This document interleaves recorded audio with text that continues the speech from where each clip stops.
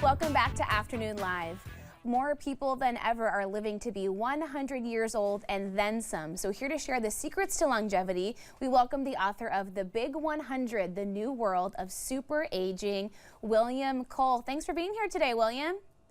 Great to be with you, Hannah. I am interested in your interest in the concept of aging and super aging, and I know that your grandmother was a big reason behind you kind of going down this path to begin with.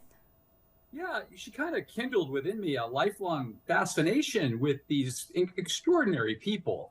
My grandmother was born in 1899 and she died in 2003. So her life touched parts of 3 centuries, which has always blown me away. You know, she used to tell stories about playing piano for the silent movies. That's incredible. Yeah, what a really cool, that photo of her is amazing too. I was reading about, the kind of staggering statistics of aging currently, and I saw something that said 5-year-olds today, half of them will reach the age of 100. Is that true, and how is that possible?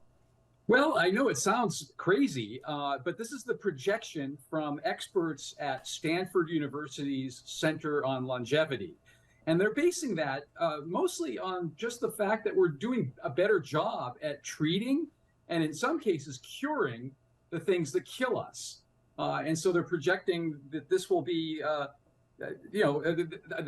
of the 5-year-olds right now will see 100. And actually by 2100 or so, that will be an average life expectancy for all newborns in the United States, I should add. Right, that's incredible. I think it sounds exciting for a lot of people to reach triple digits, but are there some pitfalls as well to just living that long? Sure. I think when we contemplate a triple digit life, one of the first things we think about and worry about is, where am I going to find enough money to pay a century's worth of bills? I know I worry about that. And then, of course, issues around cognitive impairment, ageism, loneliness. These are all things that we're going to have to face. I think the good news is there are some things we can do now to kind of reverse engineer our society so it's a friendlier place for a 100-year life. Yeah, let's talk about that. What are some things that we can do individually and as a society to be better prepared for having older generations, especially of Americans? Right. So, I think first and foremost, there's a racial gap in longevity that is, for me, really troubling. And it feels like we need to close that as quickly as possible. White Americans live on average almost 6 years longer than Black Americans. They get more time. And, we need to do something about that. That's just not right. We also, certainly need to take better care of ourselves. If we're going to live to reach the big 100, we want to get there in good shape. So that speaks to our diet, our exercise, things like that, so that we can make the most of those bonus years. And are there certain traits or skills or learned experiences, I guess, outside of sort of the environment that you're in that can help people live longer, reach 100 if that's a goal of theirs? Yes, of course, genetics does play a pivotal role. It certainly played a role in my grandmother, and in many who live deep into their 100s, genetics is the deciding factor. But, we can do a lot to optimize our chances of living that long. Dealing with stress is a key thing. Some of us do very poorly with that, and we need to get a better handle on that. Centenarians, people who live to 100, tend to have a very good handle on stress.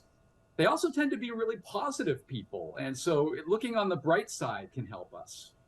It sounds so simple, but it's really tough to put into practice. But optimism just on its own is could change our life trajectory if we really harness it. Really, it's astounding. There was a recent study done out of Yale University that looked at the role of positivity and optimism in longevity and found that it could actually add up to 7.5 years to our lives, just being positive about our aging journey. That's pretty amazing because honestly, that's more than what you would get by watching your cholesterol, for example. Yeah, that's pretty incredible. And what about determination as another secret of longevity? It is absolutely something that many 100-year-olds hold in common. A sense of purpose. a reason to live, if you will. And we find this in centenarians. So they're not done yet, and many of them are still working a little bit. Certainly enjoying life, watching grandchildren and great grandchildren grow, all kinds of things that add meaning to their lives. What about the question of retirement? Because a lot of people are living so much longer. Is it better to be done earlier or later and continue your income? How do you kind of weigh and balance that decision out? Yeah, I think, clearly if we're going to live to 100, we're not going to be stopping with work, at 65, the sort of, traditional time to call it quits.